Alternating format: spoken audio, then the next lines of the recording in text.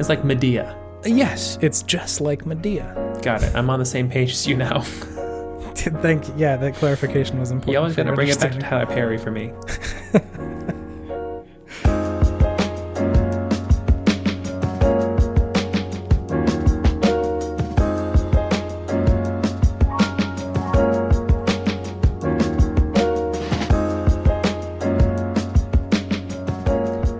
We are live from the apocalypse, everybody. Welcome. Welcome to your daily Apocalypse Hour show. What are the headlines today? The headlines are, it's the fucking apocalypse. Call your loved ones. No, that's too negative. I was going to say it's pretty dire given the fact that we're supposed to be very happy-go-lucky. It's not the apocalypse, everybody. That was just a joke. That was a funny gag. And now the real show is starting. Everybody laughed. Everybody laughed when I did that laughed. Gag. It was really funny because everyone joke. knew it wasn't the apocalypse. That's just news media. It's just trying to scare you, get clicks. It's really just the inside time. It's just the inside times. Yeah, it's the video game times. It's the binge the nationally watching mandated times. inside times. Actually, not nationally. It is the state mandated, state by state, county times. by county, city by city, mandated inside times. Inside times. Time for video games and podcasts. Yeah, it's a great time. Namely, video game Podtimism.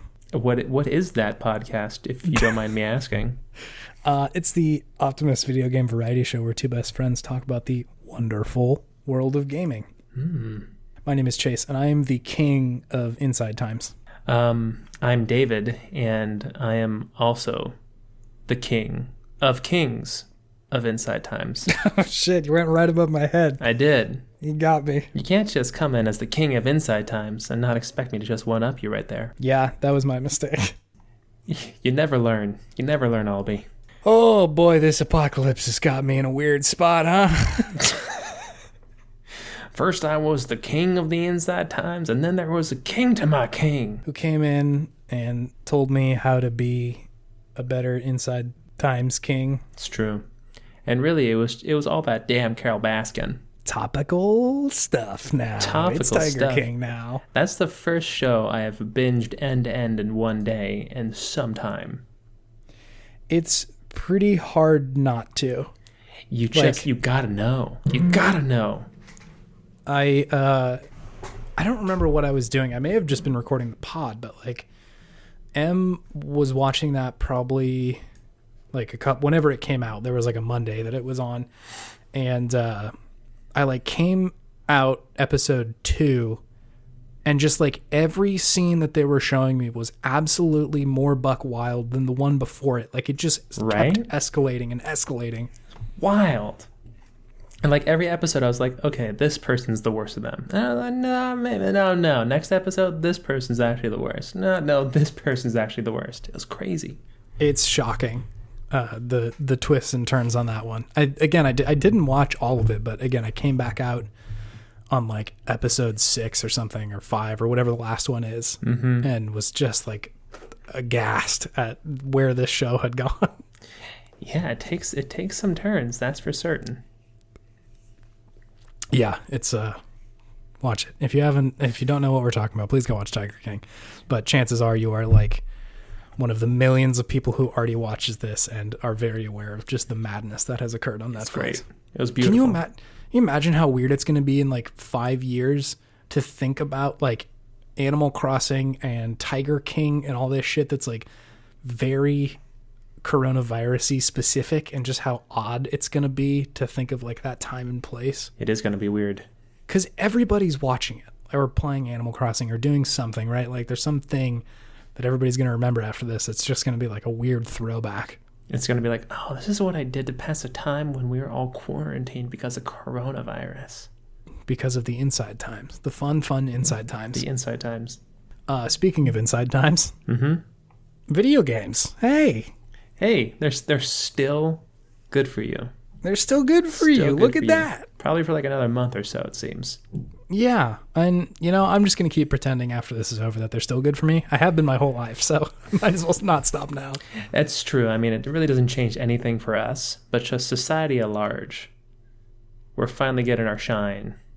Per last week as well, I still have quite a bit of time for video games. Same. Very much the same. Yeah. Speaking of video games. Yes. That was my best weird accent that you were doing, apparently. I know, it wasn't, I don't know what was going on there. It was just the inside times leaking out of my ears. For sure. Have you been playing video games? I have been. I've been playing quite a few. What's on your docket? Tell me about your playlist. Let's see. So I finished Control. You did. Congrats. I did. I sucked every single last bit of content out of that game, I think. I sucked it dry. I haven't beaten it, and I imagine a handful of folks who listen to this also haven't, except I think Garen has by this point. Shouts out, Garen. Yeah, Garen has. Did it end okay? Were you satisfied with the ending? I was medium satisfied with it. It definitely wraps up the storyline, but still leaves a lot of things left unanswered. And I just really hope it doesn't take the Alan Wake's trajectory and just not materialize with a sequel. That may happen. Although it sold pretty well. Maybe they'll give us another one. Yeah. I just have to buy. I have to play the DLC now.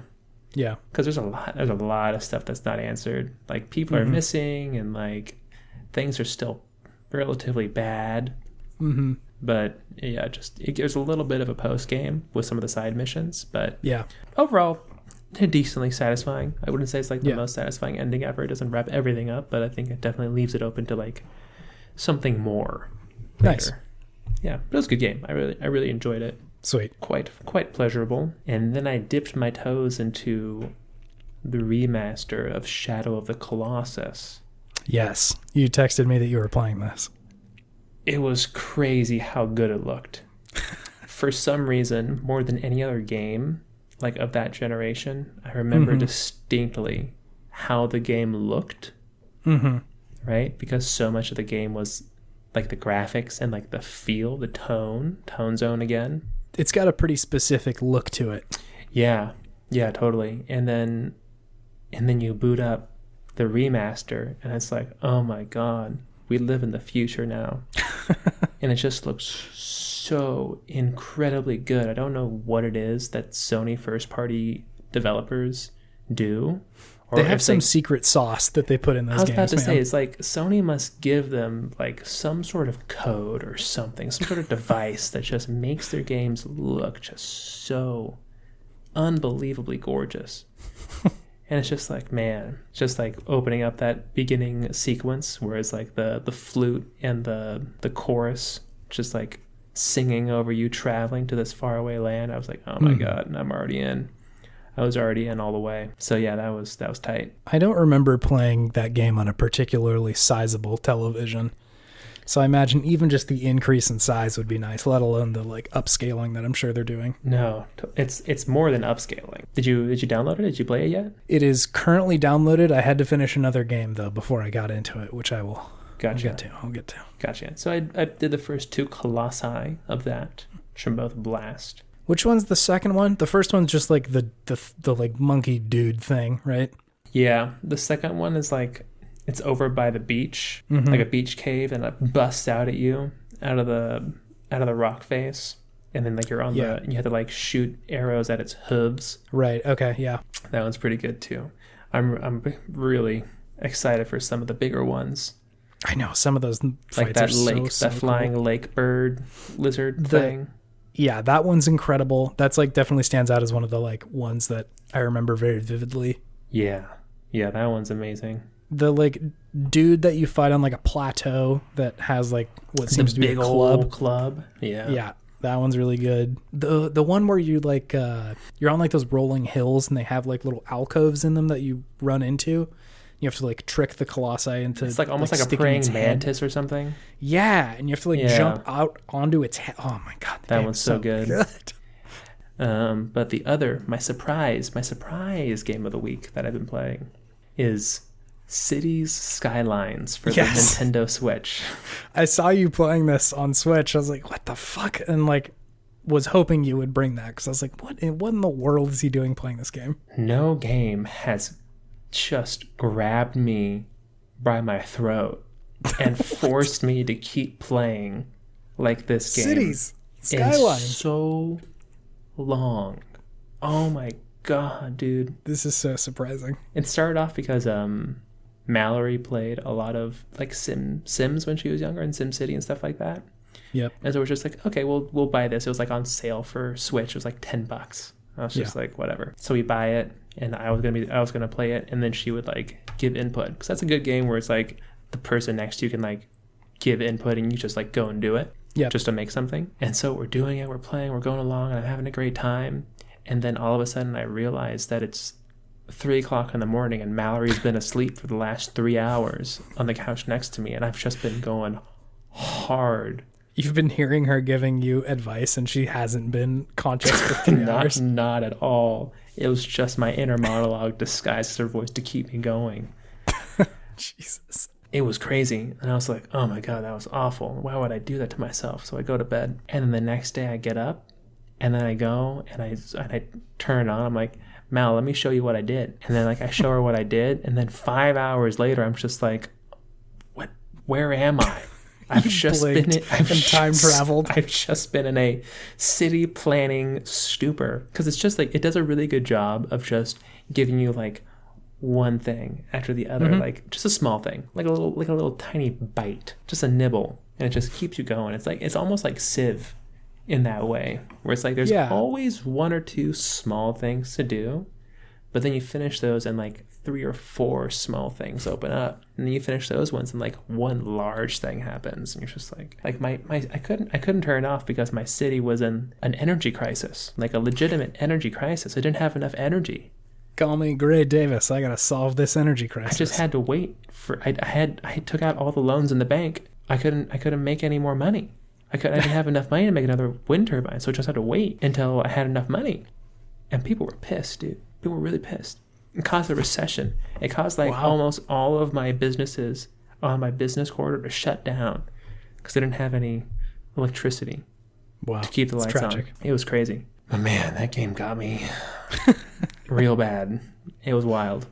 I've also played this game, and I liked it for sure, but I didn't fall down the rabbit hole quite this hard. For some reason, it really resonated with me at this time, because it's this game that offers you total control in this time when we don't have control. Yeah, you've played City Skylines and literally a game called Control. Yeah.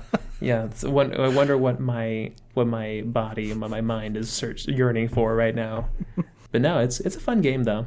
It's fun. Yeah, no, I like City Skylines. It's a good sim. I don't know if I mentioned this on the show or not, but M had like been very bored, and so we bought Planet Zoo. Planet Zoo. It's like the spiritual successor to Zoo Tycoon. Zoo Tycoon. Yep. Hell yeah. Also got the Sims 4. So the Simmy games have definitely been in our lives recently. The sim kind of planning games. Yeah, it's right though. You get a lot of control, and it makes you feel just a little slow drip of serotonin. I definitely a while ago downloaded Roller Coaster Tycoon 1 and 2 from GOG. Is GOG? What does that stand for? Good Old Games? Yeah, Good Old Games. For like, it was like $7 for the pair of them. Yeah. And so those are sitting on my computer too. I'm just like, one rabbit hole at a time, please. But it's been good. What have you been playing? I have been playing a good couple of games right now. Okay. So we talked last time. Beat Doom. That's out of the way. No more Doom. I'm still playing Animal Crossing. Solid. Daily. It has settled into the rhythm of Animal Crossing that I much prefer, which is like I play it for maybe half an hour to 45 minutes a day. Like it's not a ton. You get in there to like log in to get your little daily bonus. You see what's going on. Maybe there's some new person at your island that you go talk to or something like that. You're going steady with Animal Crossing now. I'm going steady. Yeah, I'm building the town up slowly but surely, but I don't feel like I'm missing anything. And yeah, it's just got a good rhythm to it. So that's where I'm at right now. It's almost Bunny Day in Animal Crossing, which is very exciting. What's Money Day? Bunny Day. Bunny Day. Bunny Day, because they were like, I don't really think we should have Jesus in Animal Crossing World, so it's going to be Bunny Day. I've heard some pretty negative things about the bunny so far. It sucks. Is it really that bad? Bunny Day sucks. Why? So what's happening is that This bunny is hiding eggs essentially everywhere. Mm-hmm. Where you would normally dig up a fossil, like there's a little thing in the ground, and you're like, oh, I see something over there. I better go dig that up. Normally, it's guaranteed to be either fossil or money. Sometimes now it's eggs. If you go try and catch a fish, there'll be a little outline of a fish, and you're like, oh, perfect. I'm going to go catch a fish. Drop your line in the water. You pull up the fish. It's an egg. Oh. You're hitting a tree to get some wood. Sometimes there's eggs instead of wood. Sometimes you're hitting a rock. Sometimes there's eggs. It's just all the time eggs. Everywhere eggs are these fucking... It's driving me crazy. I don't want eggs. I want stone, and I want wood, and I want fish. Are they good for anything? That's sort of the problem, is that you get these eggs, and then you can build other Bunny Day things, like Bunny Day decorations or balloons or some such nonsense. I think that the bunny comes back on Easter and like judges how good you've been decorating with his eggs. But I don't know if that's actually going to be like worth it at the end of the day. Like, is he going to give me the keys to the town and be like, you're the new mayor? Or is it going to be like, here's a commemorative shirt that you got for collecting all these eggs? I don't know. So I've been playing Animal Crossing. Bunny Day. Bunnies suck. Bunnies suck. But Animal Crossing is great. Shouts out Animal Crossing. Good. I've also been playing two other games. One of them is Persona 5 Royal. So it's not a sequel. It is not a sequel. It is Persona 5, but there's some added shit. Why? Why is there some added shit, or why did they release it? Both. There's essentially like what would have been DLC, but they didn't like make it DLC. There's like a couple extra characters, and like the game functions just a little bit differently. There's like a couple of updates that are pretty useful, all things considered. Why did they release it? I assume money. They want some more money. Because they released it. That game came out like what, 3-4 years ago? I think like 2017. I think is when it came out. Yeah, that's the case. And I like the game a lot. I just never quite got through it. And then I think my save data got corrupted or something. And so I was like, I don't think I want to put 30 hours to get back into the same spot. But since they re-released it, I'm like, fuck it. Like, I need a game to just like sink my teeth into. It's great. I love that game. It's great. How is it different than like other JRPGs? Does it do combat differently? What's so appealing about it? Let's see. The vibe is crazy. It feels great to just go hang out in the world. It feels sort of like Fire Emblem a little bit insofar as like there's a day clock essentially, and you can choose what to do. The world feels pretty like lived in and real. You have to go like ride on the subway to go to Shibuya and buy some new shit and go home, and then go to the little person down the street that you can talk to, and go to the batting cages to up this skill and that sort of stuff. All while there's like this larger narrative going on. And so the story for me at least is pretty fun to play through and engage with, and just to like exist in this place that like everybody's on the train and it's okay, and people are going to school and it's fine. That sort of stuff is very appealing right now. The combat is definitely turn-based, but there's like some twist on it a little bit of like Pokemon-y, where certain people have certain affinities and weaknesses to other kinds of personas. Okay. Which, if you like hit everybody with a weakness, you kind of like win the fight, essentially. Like you get to hit them real hard with like a big attack if you exploit everybody's weaknesses with another attack.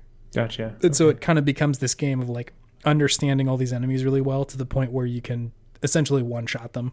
But it doesn't feel like cheap. It's like if you didn't one-shot them, they'd be hitting you back really hard. And so it's not like there's 20 turns of attack, defend, attack, defend. It's like you get one turn, then they do a ton of damage, and you turn around and like have to kill them right there. So it's satisfying. Okay. Very, very anime though. Like if you're not into that style of game, like it's heavy on the anime. Yeah, no, that's what I figured from looking at it. And you mentioned its vibe. Can I get a vibe check on that? You need a vibe check. It drips with like this cool cat vibe. Okay. I had mentioned that it's kind of like the Pink Panther smoking a big old fat doober. Big doink. I think you said, a big doink. I think that's what you said. I think that's crucial in the description. I really want to sell the fact that weed is cool, guys. Weed is cool. Pink Panther. He's like the Marlboro man of weed, the Pink Panther. Yeah, it's true. It's like it just feels like that guy the whole game. Hmm. The music is all very almost lo-fi. The story's pressing, but like at any given moment, it all just feels kind of chill, which is just great. It's awesome. Okay. Like even the menus are cool. Like when you beat a battle, usually say in Final Fantasy or something, it'll boot you into like a UI where it shows you a bunch of numbers and like here's how much gil you earned and shit like that. But the success screen on Persona is like everybody in your party kind of like does a cool little pose, and then your dude starts to like run as if he's continuing through the dungeon, and he continues kind of running by on the screen while like a couple of stats pop up. And they're all like stylized and shit. And then when you click next, he like stops and it just warps you right back into where you were in the first place. All right. And so like just the transitions, the UI, everything is just like, I don't know, incredibly polished. Persona's great. Sounds good. And the final game was Resident Evil 3. That's out? It's out and I beat it. Oh, wow. That was fast. It is not a long game. Really? Yeah, no, not long at all. Huh. I bought it on Friday and I beat it on Sunday. The total play time was, I think, 5 hours. That's it? Pretty short. It's a pretty short game. Is that how it was? Is that how long it was when it first came out too? Just 5 hours? Time to Beat actually says it's pretty comparable. That the main story in the PlayStation version took about 6.5 hours. Wow. That's a short game. It's a pretty short game, all things considered. Is it worth $60? I don't really know. Is it 60? It's $60. Whoa. Doesn't seem like a whole lot of game for $60. I think it definitely leans on the idea of like you should replay this, almost get a better score. You're judged and literally given a grade at the end of the game of like, really? Here's how fast you beat it. Here's how many times you saved and died and shit like that. That is not appealing to me. I'm sorry. I'm sorry everybody who likes that kind of stuff, but that's just not for me. I'm sort of in the middle on that. Once you beat it, you get points essentially for like certain achievements you did while you played it. And with those points, you can buy shit that makes it like easier in the game, like a better gun or something that you just start with. Or in my case, this like coin that you can buy that just regenerates health for you. And so conceptually, it could make it fun to try and be like, okay, I'm going to get this thing. And then the next run through that I play, I'm going to get this and blah, blah, blah. But yeah, if you're just looking at it from the story perspective, it's pretty short. Whereas I think the remake of Resident Evil 2 that came out last year was a little bit longer. Yeah, Time to Beat says that one was 9 hours. And even at the time, I was like, oh, it's a pretty short game. But that one definitely felt like you can replay it because you can play it from either character's perspective. What's the other character in that game? In Resident Evil 2? Yeah, that was Leon. Leon was one of the people, and then Claire Redfield was the other one. Claire, okay. Whereas this one, there are two characters, but you switch off like automatically in the game. Sure. Yeah, it was a good game. I was into it. Similar concept with Doom from last time, that like I wasn't quite as shocked that this game was as good as it was. Because like I had played Resident Evil last year, and that was like, oh shit, like this is a really cool thing that they're doing. And for all intents and purposes, it's pretty much the same thing, but just with Resident Evil 3, just quite a bit shorter. Yeah. They tend to strike a little bit more of like an action game tone in this one rather than a horror game. It's still spooky, but like in Resident Evil 2, like a lot of the game was like running around these like specific places and trying not to get caught by zombies and shit like that. And it was pretty spooky. And like every now and then this dude called Mr. X would show up and just kind of pursue you for a little while. But usually your response to him showing up was like, run away, don't try and kill him. But you still have to like go through this area. So just like maybe run away and come back or something like that. Whereas in this one, the dude like Nemesis, the main antagonist in the game, is chasing you pretty much the whole game. But whenever he's involved, like there's a very specific place that you have to get.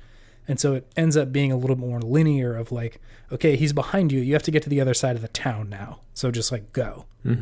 And then once you're done with that, he sort of retreats and you go do something else. So it ends up being a lot more like shooting game than a horror game. Yeah, they definitely, I think in all the entries, they kind of waffle back and forth between, is this horror or is this action? Yeah, and I think to some success and some failures, depending on which Resident Evil you're looking at. Yeah. I tend to enjoy the horror parts of it more.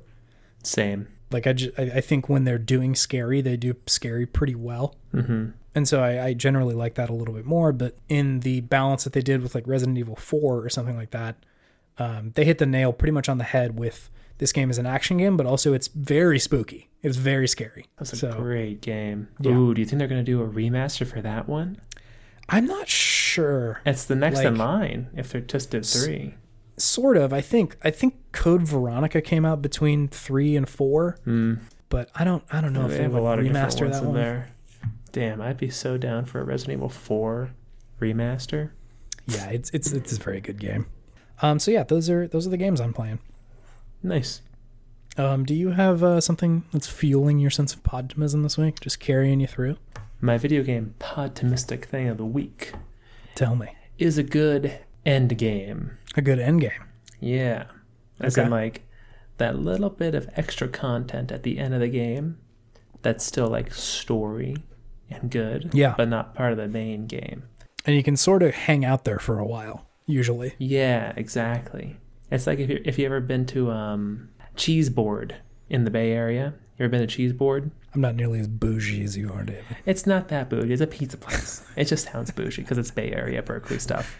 No, what is it? But it's a pizza place, and it's good pizza. But then they always give you like 1 or 2 pieces of pizza on top of the pizza that you order, just as like little extra pieces, right? Yeah, that's nice. It's tight. It's just like here's a little something on us, right? Here's something for you. Here's a treat. Exactly. And that's what a good end game feels like to me.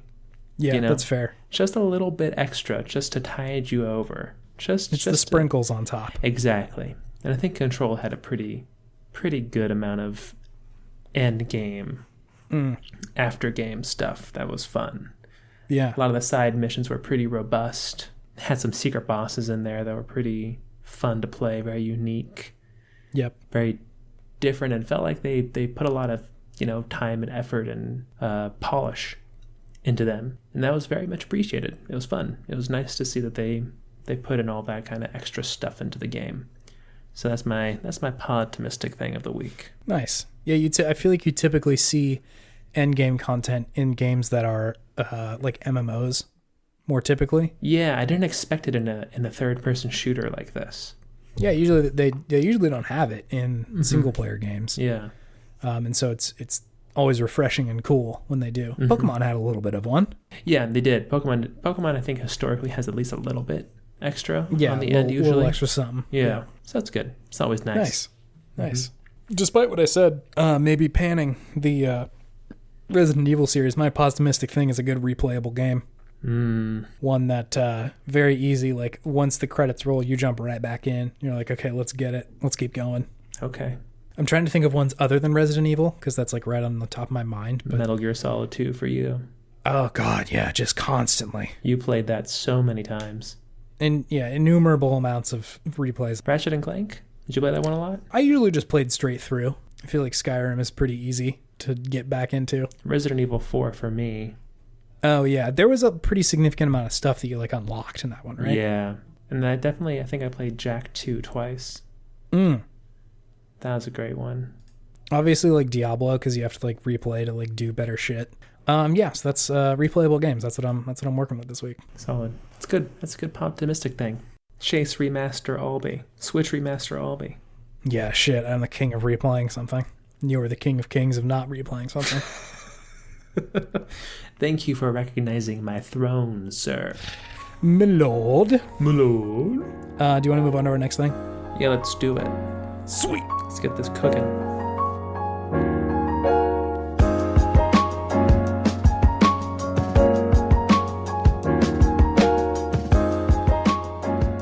So normally we do a segment called Good Games, where we gush about all the games of yesteryear.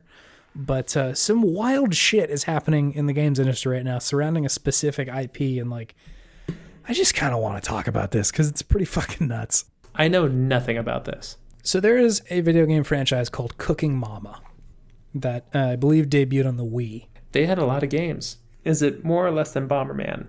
I bet less. There's so many fucking Bomberman games, man. It's a hard one to top. Oh, man. There are, including the one that has sort of released now there are 14 Cooking Mama games released over the course of the last 14 years. So they're pumping these things out. That's a lot of Cooking Mamas. But they are, to be clear, not all Cooking Mamas. Some are Gardening Mama, Babysitting Mama, Camping Mama. Sure. Sequel to Gardening Mama. But the majority of them are Cooking Mamas. So they have a Mama franchise. Yeah, Mama herself is in these games. Sure. Okay. It's like Medea. Yes, it's just like Medea. Got it. I'm on the same page as you now. Yeah, that clarification was important. You always got to bring it back to Tyler Perry for me. The first Cooking Mama came out in 2006. And essentially these games are sort of cooking simulators where you originally you would use the Wiimote to like cut pieces of sushi up or like fry stuff like saute. Pan. Yeah, exactly. And cooking simulator for the most part. Yeah, sort of a little almost like mini game kind of thing. Arcade cooking game. Yeah, it's not meant to be instructional. It's just like kind of flip your Wiimote and you'll get some points. Mm-hmm. And so they were doing that for a little while. They put a bunch out for the 3D or the DS and the 3DS. Uh-huh. However, the middle of last year, they announced, as many people were anticipating and expecting, a new Cooking Mama game that would come out for the Switch. All right, sounds like a moneymaker to me. Cooking Mama: Coming Home to Mama. Wait, really? They had changed the name eventually to Cookstar, but man, I wish they had kept Coming Home to Mama. Cooking Mama: Coming home to Mama. Coming or coming? Coming Home to Mama. Coming Home to Mama. Okay. The stage is set. So there's a bunch of people, and like there seem to be fans of this game.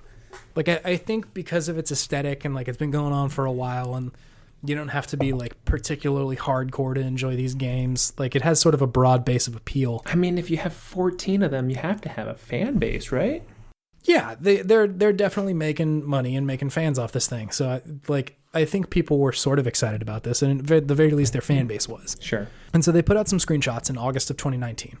Mm-hmm. They said, "Hey, we're going to put this game out." I don't know if they had announced at the time, but essentially, it's like probably within a year this game was going to come out. They also announced a vegetarian mode, which was praised by PETA. That's a strange aside, but that's a thing that happened. PETA.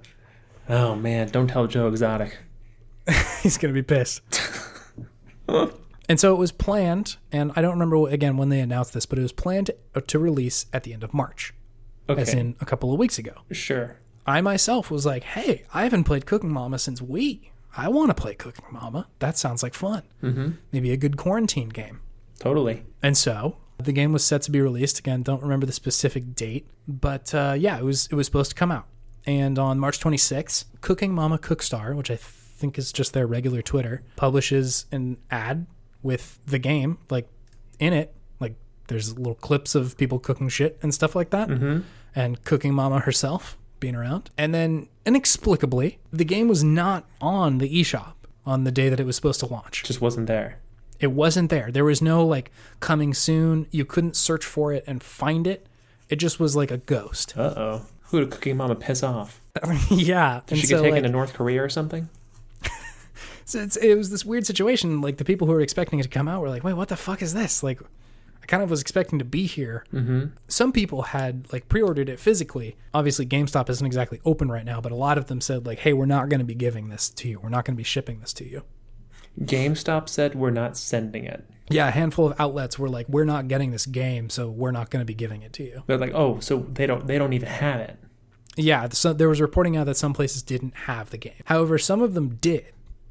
So like the game existed and was it was in this realm. Uh-huh. And so there was like these clips that started emerging of people playing the game, and like by all intents and purposes, it looked like the game, right? Like it looked like, yeah, like this exists and this is odd, but it's here. Yeah. And so like I can't remember if it was last weekend or the just recent weekend, but like people online were like, what the fuck is going on here? Like, why isn't this game out? Mm-hmm. There was all this like misinformation, like people were trying to figure out like who made the game, and even that much was kind of unclear because so the company that normally makes it is named Office Create, but they had handed it off to this other company called First Playable to make it. Okay. And like Office Create was like sort of radio silent for a little while, and like they hadn't listed that they were making this game, and so like everybody was like, wait, well, like what the who's actually doing this? Like what the where is this coming from? And over the weekend, this sort of weird internet thing happened where there were all these unfounded claims that started coming out, and this was kind of the narrative for a little while, that the game was being used to mine cryptocurrency, like it was being used to mine Bitcoin. What? Yeah. What does that even mean? So the unfounded claim was that the game was, you would install it on your system, and while it was running, it was being used to mine Bitcoin. So it was like a malware. Pretty much, yeah. Whoa. Which is crazy, right? There was 24 to 48 hours where like this was the believed thing. Yeah. Why did people just like, someone just said like, oh, it's probably malware or something like that, and it just went from there? Well, so the issue was a couple things. It was sort of a perfect storm, because when the game was announced, I think it was the actual company had said like, hey, this is also going to be the first video game based on blockchain, which is the underlying technology under Bitcoin. Uh-huh. And so like people were like, wait, what the fuck does that mean? Like that, how could a video game possibly be based on blockchain? As far as I understand on the reporting on this, like this was probably like a managerial thing that they were trying to hype up the game, that maybe the dev staff was looking into using blockchain to handle like in-game trades between players. Sure. So that like you couldn't, you could make your trading system more secure, which on its own sort of makes sense. Yeah. But people have sort of like looked into the code of the game since this has come out and said like, no, that's not what's like, they're not mining Bitcoin on your system. But something else that had happened was everybody's Nintendo Switches were getting really hot and their batteries were draining really quickly. What? And so people were like, it must be doing something that's causing it to get this overheating. And the only people who are able to test this are the select people who have been able to get access to this game. Yeah, so like you yourself couldn't go test this. It's sort of hearsay. Is it like a regional thing where people got it? Or is this part of the mystery? It's initially part of the mystery. Okay, continue. So this weird narrative comes out. I think the internet just like somebody on 4chan posted this, and then the whole internet was like, oh yeah, that's it. That must be it. Since then, like some of the developers have clarified and said like, we're not mining Bitcoin. Like that's not a thing. We had tried to do this like feature a long time ago. We took it out, and it's getting hot because it's a game built in Unity and it's not particularly optimized. Sorry. That's just kind of it. Okay. And so like just today, so maybe by the time you're hearing this, the story's gotten even weirder, but today, as of Monday, there's been a whole bunch of clarifications, and essentially what happened was the company that owns it, Office Create, they own the IP, right? They've been building all these Cooking Mamas. They got a hold of the game from First Playable. The game they're the company that's actually developing it. Uh-huh. And they're like, hey, we think you guys need to polish this a lot more before it comes out. And supposedly there was like threats of canceling it altogether. Whoa. However, at the same time, the publishing company of the game, Planet Entertainment, okay, just like went ahead and started like building and shipping these units of the game, of like the build that First Playable had sent them essentially. Uh-huh. And so there's this huge clusterfuck of information where the owners of the game didn't want it to go out. The people who building it, I assume, were like, well, this is the deadline, so we got to get it out. And the publishing company, unknowing that the original IP owner doesn't want it out, just shipped the game. And so Office Create, the owner of the IPs, contacted Nintendo, and they're like, hey, pull this fucking game off the internet. Like, get it off of your system. Whoa. And so they like just took it down. Damn. It's crazy. This thing is a clusterfuck. How does this happen? What? Like, that's wild, dude. How did they not know it wasn't up to their standards so late and so close to where like they're about to ship the game. Again, like I get it if the national pandemic is fucking with these guys. Say, it sounds like a coronavirus it's a miscommunication. It is a distinct possibility, but yeah, holy shit, what a cluster. There was also this weird tweet that came out that I'd love to read. It's from a Twitter handle called cookingmama_ENG, and I think this means that they are somehow associated with Cooking Mama. Okay. The description in their Twitter bio says Cooking Mama's official English Twitter and tweets from Mama, of the app and the video game Cooking Mama. Uh-huh. So this could absolutely be fake and just somebody trolling, but they do have followers and they've been tweeting about Cooking Mama for years. On April Fool's Day, they tweeted out while all this shit was happening. They said, "It's April Fool's Day. The kids have been telling lies all morning. They're silly fun lies, so they're okay today. April Fool's Day." What? With all this shit going on, it seems so sinister. I doubt they meant it that way, but like, it seems just so like people are talking shit. Fuck all these people. It's also it's also just cryptic and weird. Just so baseline cryptic and weird. Again, could easily be a mistranslation or something, but like, oh my god, what a strange saga of Cooking Mama of all it's IPs. Odd because this shit doesn't happen in video games. No, not at all. Like you have so much headway to see when a game is gonna get canceled. You're so far away from shipping units that you're like, oh well, the game's not working, we're gonna cancel it. Or even if it's like close to the end, advance. Right? You know pretty far in advance when it's gonna happen. But it's so bizarre and absurd that the game half got out and half didn't, and was maybe definitely not mining Bitcoin for a couple of days. That's the funniest part of it. Yeah, it's very much the most internet of the whole saga. Who do they think was using it to mine Bitcoin? Just the company that sent it out? I guess so, yeah, the developers. Also, what is the original developer of Cooking Mama doing right now where they can't be making Cooking Mama? They said they're focused on this other game that they're making. It's another Cooking Mama game. I'm assuming it's probably just their baby and they don't want to get off of it. But essentially this company that they had hired to build it was like an educational games company. Like they build like education games. Sure. And they definitely have like a catalog of video games. They're a game developer, but I don't think they've made like a shipped not for education video game. Again, I could be wrong. They're going to yell at me, and that's okay because I need to figure out what they actually do. But by and large, it seems like this is not a huge name in the game development industry. I wouldn't think so. Wow. It's a strange tale. What a weird story. Yeah. I still want to play Cooking Mama. I do as well. Maybe this is a big publicity stunt. I mean, I would definitely buy it after this. I was thinking about it before, but now I have to. Now there's going to be even more conspiracy theories. People on the internet were saying like the value of the physical games is just going to be so high because like some people got them, some people didn't. It's like the missing game. It's been deleted from the internet. Yeah. All this shit. Yeah, someone lucked out and is going to be able to sell that for like thousands of dollars one day. Mm-hmm. That's a collector's item right there, baby. I wish it was me. I wish it was my crown to bear. Should have gotten a physical copy, Chase. I know. I'm just not a big enough Cooking Mama fan. You messed up. Me. You messed up. So yeah, that's the story of Cooking Mama.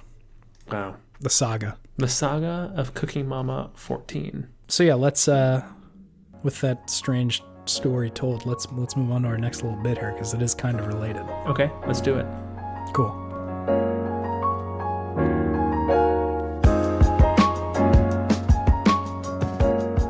So, with the departure of I guess assumed departure of this game company that's currently building Cooking Mama, Coming Home to Mama. Coming Home to Mama. We've been contacted by Office Create, and they need us to pitch a couple of sequels to Cooking Mama. Mm-hmm. Okay. And so I was thinking, with our spare time here, why don't we come up with some killer app ideas for the sequel to Cooking Mama? Okay. And they're all Mama related. They all need to be Mama adjacent at the very least. So Mama has to be in all of them. Either in all of them or a major part of the game. Okay. I think the easiest ones and the lowest hanging fruit are just genres of games, right? Driving Mama, that's easy. Sure. Shooting Mama. Shooting Mama. Okay, Mama yeah, she just has the Doom Eternal helmet on. She just goes crazy. She's Doom Girl. Baby Mama. Baby Mama. What's Baby Mama?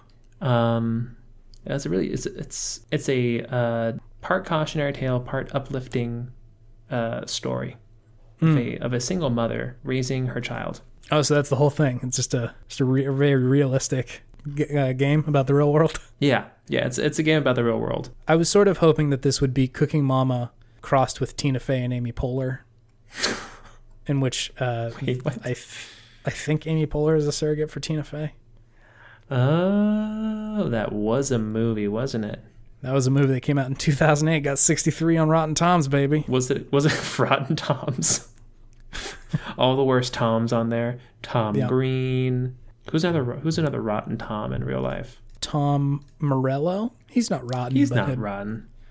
I bet he doesn't smell good all the time, though. I bet in the 90s, true. Tom Morello stunk real bad when he was in Rage. I believe he has some BO for sure. Tom Bon Jovi? Tom Bon Jovi. Not a real person, but I bet he smells real bad. No, dude, that's a real person. Trust me. Tom Holland smells great. Oh, yeah. He smells like peaches. You feel me? You feel me? Tom Hiddleston, I think, could be a Rotten Tom. He plays kind of a Rotten Tom. He plays a good Rotten Tom. It's true. Yeah, but he may not be a Rotten Tom. Tom Cruise, is he a Rotten Tom? Oh, he's absolutely rotten. But on the outside, he looks okay. He looks fine on the outside, but he's a Scientologist, man. That's true. That's rotten. Sorry, any Scientologists listening. I don't see why you would be, but good old Tom Jefferson. Oh, I mean, I think he's a little morally ambiguous. He's a product of his time. A little ambiguous with the hindsight of history, isn't it? He's in his own time, he probably would not be a Rotten Tom. By our standards nowadays, most likely stinky, a Rotten Tom. A little rough around the Tom edges there. Yeah. Tom Felton. Who's that? That is Draco Malfoy. Oh, I mean, he plays a good Rotten Tom. Plays a great Rotten Tom. Excellent. Tom Brady. Oh, yeah, he's rotten. That's a Rotten Tom. Kind of a Rotten Tom on that one, huh? Yeah. Yeah, I mean, he's the greatest quarterback ever, but he's got some stink to him, though. He's got some stink to him, and he's associated with our Mr. DJT, as you could say. So that's a little rotten, I think. Can I tell you the opposite of a Rotten Tom? Sure. It's Tom Hanks. Yeah, he's a golden Tom. That's a golden Tom. It's a golden. Rotten Toms and golden Toms. That's the spectrum. So, cooking mamas. So far away from it. Baby mama. Baby mama is an option. There's a lot of different ways you could go with baby mama. We'll just leave it up to the listener. What kind of baby mama do you want to be? Maybe you can choose in the beginning. Do you want the Tina Fey baby mama? Do you want the uplifting, tug at your heartstrings baby mama? Or do you want different kind of baby mama? Tweet at Podtimism what kind of baby mama you want. What kind? Be sure to word yourself clearly, because nothing on the internet Phrasing goes away, is guys. Important. Okay. Okay, so that's a mama game. What else? What other mama games in this canonical series? Sneaking Mama. Let's just get it out of the way with Sneaking Mama. Sequel to Sneak King? It's Sneak King, the Burger King video game, but adapted for a modern audience. Mm-hmm. Okay, I'm into that. Where are you sneaking around? Sneaking Mama. Level 1, the house. Pretty easy. Okay. Sneaking around the house. What are her objectives in the house? Gotta go find her kid's cell phone and snoop through it a little bit. That's a sneaking mama. That's a rotten sneaking mama, though. You can do rotten sneaking mama things, or you could do nice sneaking mama things. You sneak into the kitchen to leave a note for your kids that you packed them a delicious lunch that you made in Cooking Mama. The save file is transferable. Okay? Your progression in the Cooking Mama game will affect your ending in Sneaking Mama. Yeah, exactly. How many points did you earn is going to be how many loves your kids give you at the end. The third mission will be stopping the Lule Lale Lo from getting their hands on Metal Gear. Big Mama. Isn't that what her name was?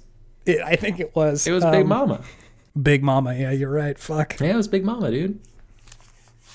That's definitely to bring in Hideo Kojima once again into every single video game that we make. That we propose. He will make a Big Mama video game.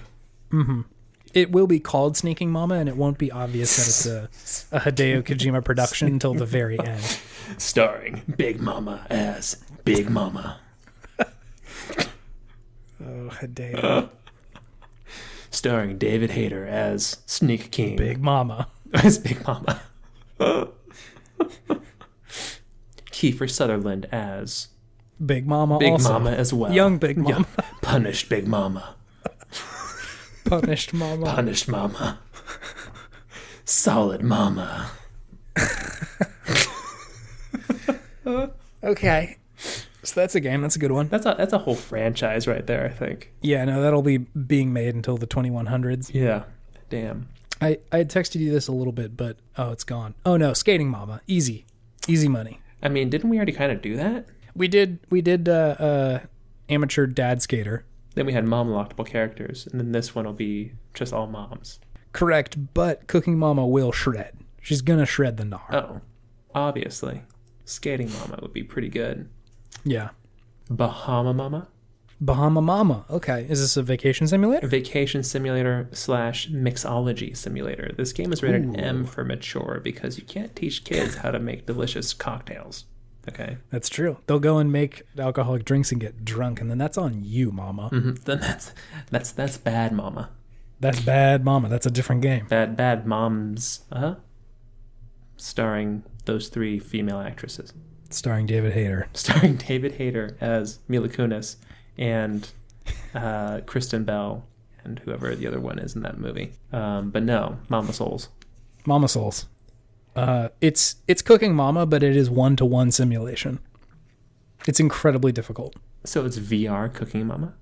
Yes, and you will get burned with hot oil if you spill it on yourself. Oh my god! So you become the soul of the mama. Yeah. Wow. And you will die if you lose. If you win, what do you get? A delicious meal cooked by Mama. And so you actually end up with a meal that's as good as like a home cooked meal by your mom. Mm-hmm. Well, by your mama, by Mama, not by your mama, but by Mama, the character played by David Hayter. Punished Mama. The Legend of Mama, A Mom to the Past. How about that one? It's just a different one. Just take a sharp U-turn. Gonna jump off this conversation cliff. Super Smash Mamas. Oh shit. The Mama game to end all Mama games. Every Mama, all 5 big Mamas are here. Can I suggest Trauma Mama? It is a sequel to Trauma Center, starring Mama. Starring Mama. That's a pretty good one. It's like that's a game that Nintendo might actually put out. Yeah, I wouldn't be surprised. Phoenix Mama? I would play that. I would play Phoenix Wright Mama Edition. Phoenix Wright Ace Attorney Mama. Ace Mama Attorney? Okay, so which game are we submitting as like our top tier game? Sneaking Mama. Yeah, my vote was on Sneaking Mama pretty handily. Because then we don't have to do anything. We just give it to Hideo and he just does his magic. There seems to be a trend with this segment that we do where we just give it to Hideo and kind of hope for the best. I mean, you don't have to hope for anything. You just know it's going to be fantastic. It is a confirmed outcome that you will have something that is either very good or so weird that it is also very good. What a beautiful man. Death Stranding is a weird game, man. Still haven't played it. Don't know if I want to yet. Yeah, I have played it. I'm not sure if I want to yet. Well, sick. Okay, we'll send that out to the Cooking Mama folks. Yeah, and we'll just make sure to permanently delete a lot of the other ones from all records. Yeah, just make sure that they're accused of mining Bitcoin so that the whole internet's confused about what really happened. Yeah, we'll just tell people they're coming out and then just delete everything. Take the big, strong magnets to the hard drive and just fry it.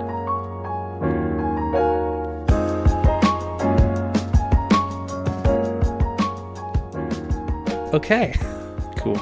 So, per usual, if you review the show, I will come to your home and give you a hug once COVID is done. That's quite a deal. He doesn't give a lot of hugs, guys. It's true. It's very true. I've also been working on my pizza dough recipe. And so if you'd prefer a non-physical form, I could also make you a pizza. Is this your own recipe? Did you use are you riffing yet? Or you just do it? I go in there. People have described me as the Hideo Kojima of the kitchen. Oh my god. So I'm just riffing in there all day. I'll put a little flour in there, put a little egg, put a little yeast. Uh-huh. You know, Is this a Steve's recipe? No, Steve, Mr. Steve Pizza has told me that if I use his recipe, I will be hunted. Executed. Not executed, but hunted. Steve Pizza just is hunted. They won't harm you. They'll just hunt you. Well, I suppose constantly. that depends on how well I hunt back, right? Steve is a big fan of the most dangerous game, and so Ooh, yikes! He will hunt humans. Oh no. Yeah, but it's not a recipe, so it's fine. There you go. So yeah, get a review, and I'll make you a pizza or give you a nice warm hug. Mm-hmm. I'll think a really good thought about you. Are you going to tell them about it or just think it? I'm just going to think it. They'll feel. They'll know. They'll know when it's happening. You speak it into the universe, yeah. I'm going to manifest the truth. We are on Twitter at Podtimism. Tell us your podtimistic things. Mm-hmm. DM me your thoughts about pizzas. DM us your mamas. DM us your mamas. What mama game do you want? And tell us what mama you like. And please just descriptions of mamas. We don't need pictures of mamas. Unless you really want to show, just share a really touching picture of your mama, then we'll take that. Yeah, a very PG mama picture. Which, in these trying times, I would love just like a heartfelt, here's my mom and why I like her post. That's a beautiful sentiment. Yeah. Please do that on Twitter. Twitter needs more nice things on it. Not just anger. Please. You can also email us at vgpodtimism@gmail.com if you want to kick it old school, kick it email style. Yeah, kick it real 90s style. So, do you have any mama-themed gaming wisdom? Call your mama. She loves you. Damn, is that it? That's it. Damn. Mic drop. That's all you need. Call your fucking mama. Call your mama. Or if if you're Hayter, there, just go say, hey, mama, I love you. And if your mama is David Hayter, she is going to be sneaking into Shadow Moses pretty shortly. So yeah, give her a shout out. Give her a shout out and provide support on the, what's the thing called? Codec? On the codec to your mama. Codec. And just pretty much all you have to say is just say, Mama, I love you. Love you, Mama. David Hayter, Mom, I love you. She'll get a plus 5 stat points to her health and attack, for sure. And her very good shooting. Yeah. Hopefully she's doing a pacifist run of Metal Gear Mama. All right, well, great. Cool. Well, we'll see you at the apocalypse next week, I guess. Yeah, same spot, same time. Same time. Wait, before we go. Yes. Can you give the coronavirus a vibe check? Okay, hold on. Let me vibe check it. Feel it out. He's going into a stupor. It sucks. Sucks. It sucks. But what is it? What is its physical manifestation of its vibe? The 15th iteration of Bomberman. Ooh, my God. That's just unwelcome. That's disgusting. I don't want it to be here. I don't know why it exists. It's keeping me in my home. It hits the confusion pretty well. Because if I saw a Bomberman 15 on a store shelf, I would be like, who the fuck? What are we doing here? Why would anybody ever buy this? But then, some fool would get it. It's beautiful. Thank you. Yep. All right. Well, we'll vibe in next week. All right. See ya. Bye.